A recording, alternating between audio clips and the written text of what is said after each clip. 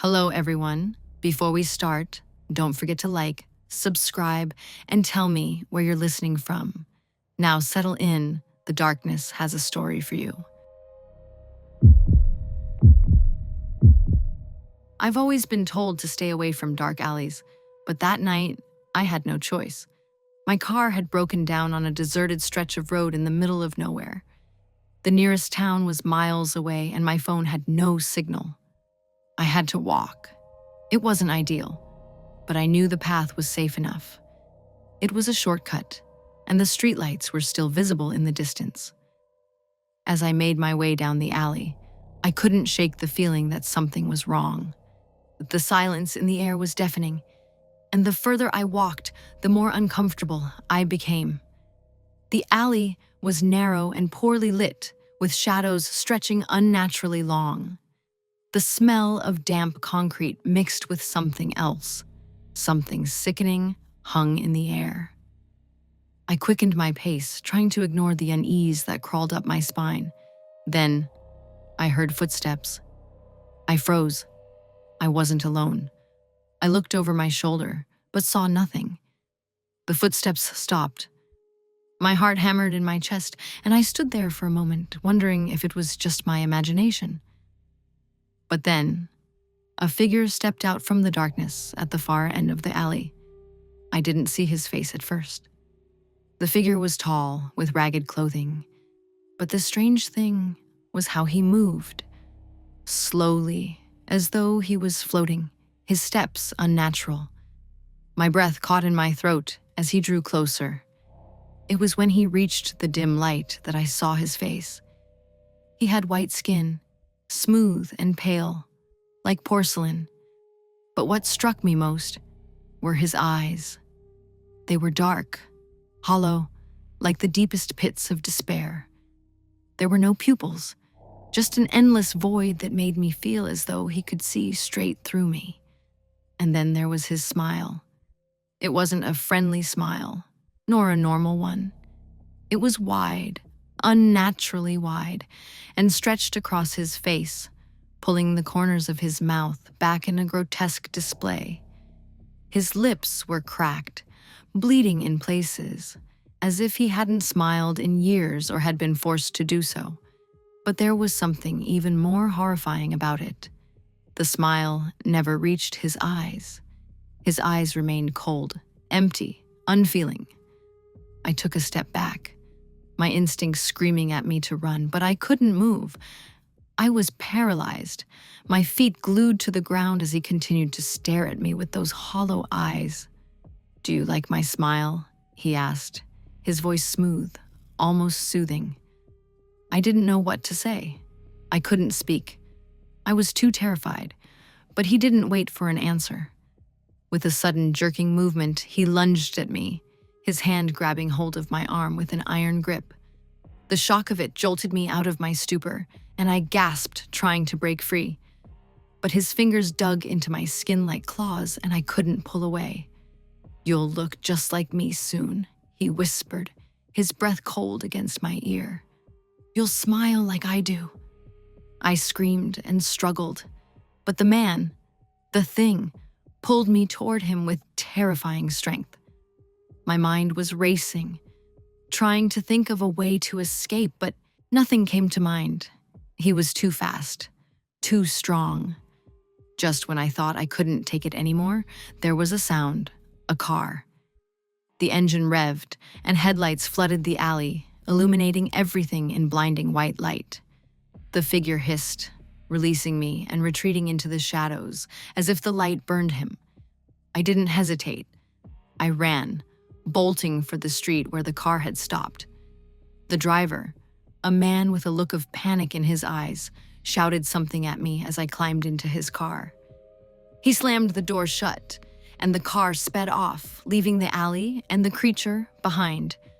But I couldn't shake the feeling that it was still there, following us. The man behind the wheel asked me if I was okay, but I didn't answer. I was still in shock, my breath coming in ragged gasps. All I could think about was the smile, the hollow eyes, and the way it had whispered to me, Who was that? I finally managed to choke out.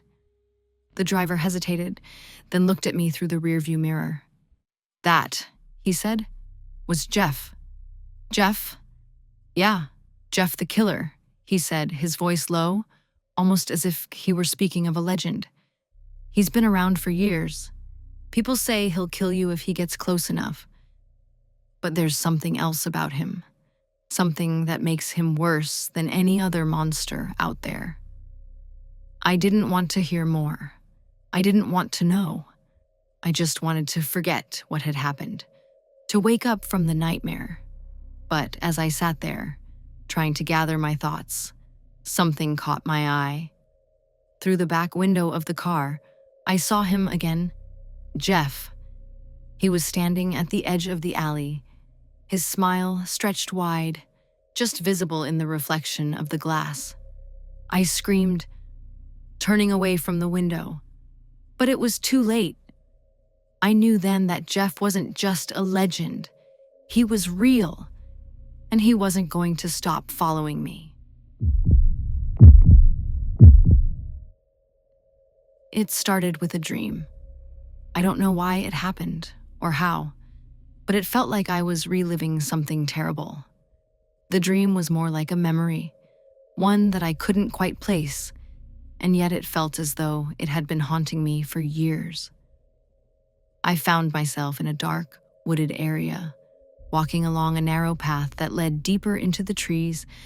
The air was thick and moist, the kind of heavy humidity that clung to your skin and made it hard to breathe. I could hear nothing but the sound of my own footsteps and the occasional rustling of leaves in the breeze.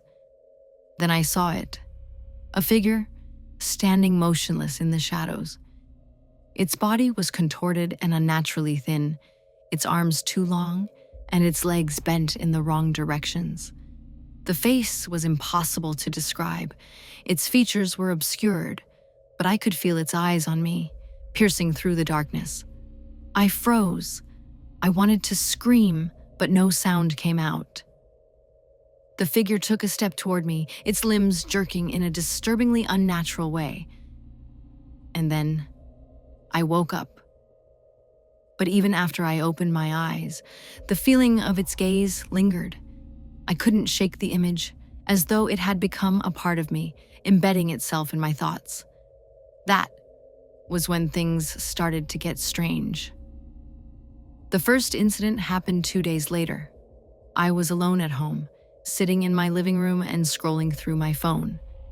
The sun had already set, and the sky outside was dark and endless. That's when I heard a tapping at the window. At first, I thought it was a branch blowing against the glass, but when I looked up, I saw nothing but empty space.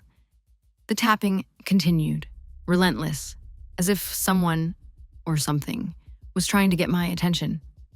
I stood up, heart racing, and went to the window. When I opened the blinds, there was nothing. No branches, no animals, just the dim light of the street lamp casting long shadows across the yard. But something was off. I could feel it. It was as if I wasn't alone. I shrugged it off, convincing myself it was nothing. Maybe just the wind. But when I turned back to the couch, I saw something else. A figure, barely visible, standing in the corner of my living room. It was so faint, so ghostly, that I thought my eyes were playing tricks on me. But when I blinked, it was still there. I couldn't make out its features, but I could feel it watching me. I panicked, my breath catching in my throat, and grabbed the nearest thing I could find. A chair. I threw it toward the corner, but when the chair collided with the wall, the figure was gone. I didn't know whether to feel relieved or terrified. That night, I couldn't sleep. I kept hearing noises, scratching sounds from the walls, light tapping from the floorboards. I checked every room, every closet, every dark corner, but I found nothing. Still, the feeling of being watched didn't go away. I lay awake, wide-eyed, and waited for the morning. It was only the beginning. The second night, I heard something worse. At first, it was just the sound of my door creaking open. I assumed it was the wind, but then I heard the unmistakable sound of footsteps, slow, deliberate, dragging. They were coming closer. I wanted to get up, to do something, but I couldn't move. My body was frozen in place as though something was holding me down. I felt a presence in the room, like a weight pressing down on me. Then the footsteps stopped. A cold, sickening sensation spread through my body as I heard something whispering in the darkness. It was unintelligible at first, but then the voice became clearer. "Come closer," it said, in a voice that sounded like nails scraping across stone. "I've been waiting for you." That was when I saw it. A figure, dark and twisted, stepped into the dim light of my room. It was taller than any human should be. Its body bent and hunched in grotesque angles. The skin was pale and stretched thin over its bones, and its eyes, if you could even call them eyes, were hollow black pits, void of any emotion or humanity. It stared at me, unmoving, its beauty still, except for the occasional twitching spasm of its limbs. I couldn't scream. I couldn't move. I was paralyzed, frozen in terror, as the creature took a step forward. Its long, bony fingers reached out, and I felt my pulse race. It was coming closer, its presence suffocating. Suddenly, everything went black. I woke up in my bed, drenched in sweat, gasping for air. The room was still and quiet, but I could feel the tension, the presence, still lingering. I couldn't tell if what had happened was a nightmare or if it had been real, but I knew something was out there. Days passed, and the strange occurrences escalated. I started seeing the figure in the corner of my vision, fleeting glimpses of its twisted form, but whenever I turned to look, it was gone. I couldn't escape it. It was in every shadow, every reflection, waiting for me. Then the nightmares started again, this time more vivid, more real. I dreamt of the creature following me through the woods, its long limbs scraping against the trees, its eyes never leaving me. I could hear its breathing, ragged and uneven, as it chased me through the darkness. And in every dream, it would whisper the same thing. "You're mine?" I couldn't escape it. It was after one of these dreams that I received a message. The text was simple, just one sentence. "It's coming for you." I looked around, terrified, my heart pounding in my chest. The walls felt like they were closing in on me. I ran to the window, and for the first time in weeks, I saw it clearly. The creature, standing outside. It was watching me. I couldn't breathe. My entire body trembled with fear. I backed away from the window, but it didn't move. It stayed there, its black pits for eyes fixed on me, unblinking. Its lips curled into a grin that showed sharp, jagged teeth. And then it spoke, its voice cold and empty, sending a chill straight through my bones. "I'm already inside." I didn't know what it meant, but I could feel its presence, crawling beneath my skin, burrowing into my thoughts. It had found me, and now there was nowhere left to hide. It was supposed to be a normal Tuesday, just like any other, but everything changed after that email. It wasn't anything too unusual at first, just a random message with an attachment. The subject line read simply, "I think you'll enjoy this," and in the context of my work, I received hundreds of these a day. I had just gotten home from a grueling shift at the office, and the only thing on my mind was putting my feet up and relaxing.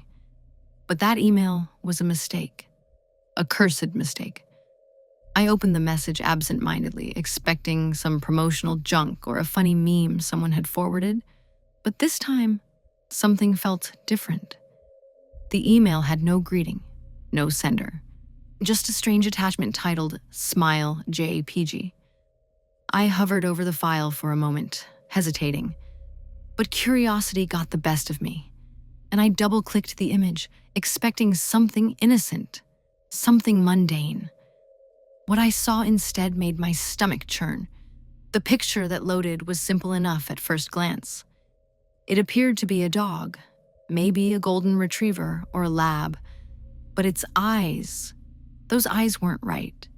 There was something unnatural about them. It looked like the dog had been photoshopped to smile. No, grin. Its mouth stretched grotesquely across its face. The smile was wide and disturbingly human, with teeth too sharp, too white, and too much like those of something predatory.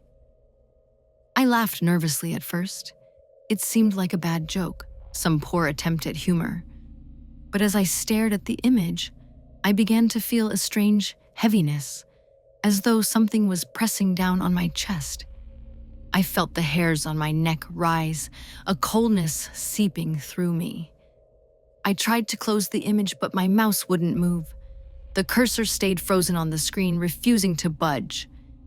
The image flickered for a moment, almost like it was alive, and I heard something. A voice, soft, almost a whisper, saying only one word: "Smile." I snapped the laptop shut, my heart pounding in my chest. What the hell was that? A glitch? A virus? I didn't know, but it didn't matter. I had to get rid of it. I didn't sleep that night. My mind kept replaying the image over and over, that damn smile. It wouldn't leave my thoughts. The next morning, I woke up with a headache, my eyes sore from lack of sleep. I figured the worst had passed and tried to go about my day. But then the phone rang. It was from an unknown number. "Hello?" I answered, my voice groggy.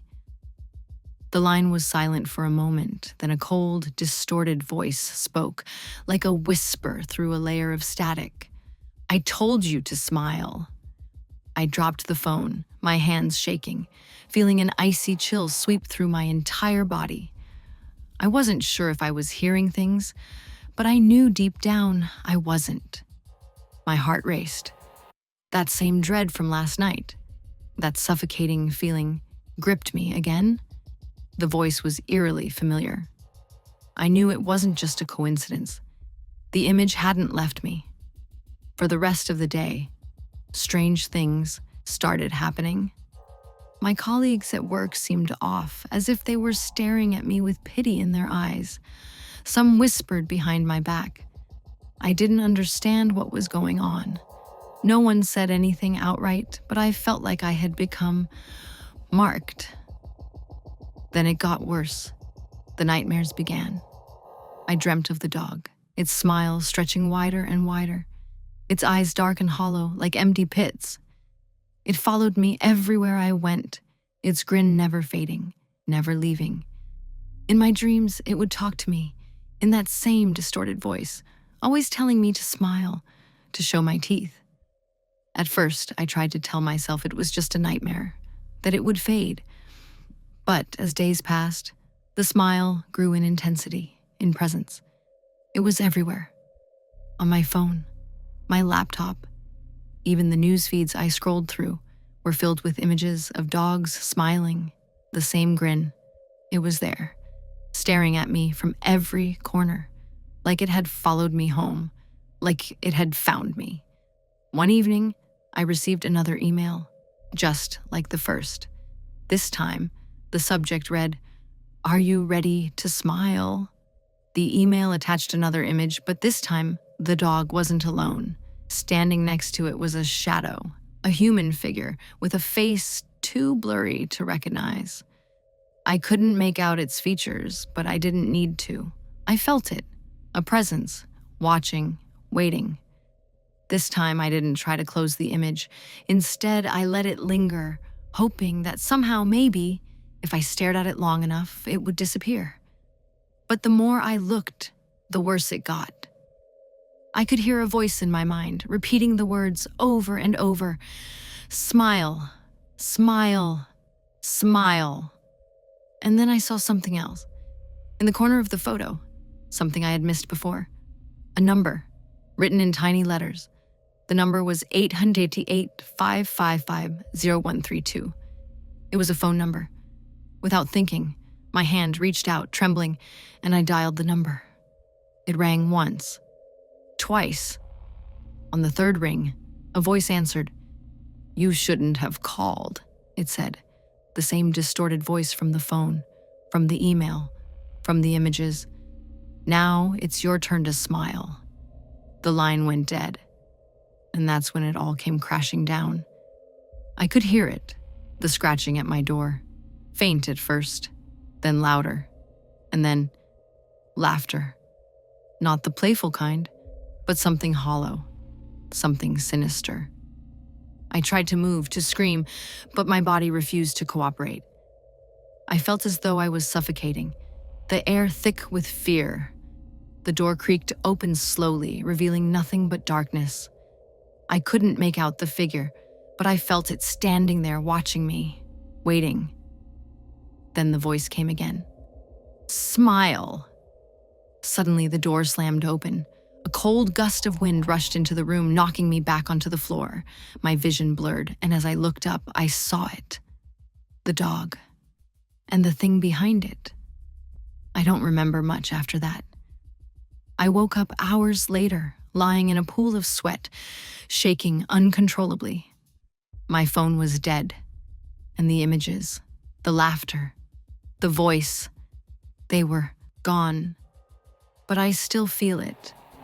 The presence, the smile, the voice that won't leave.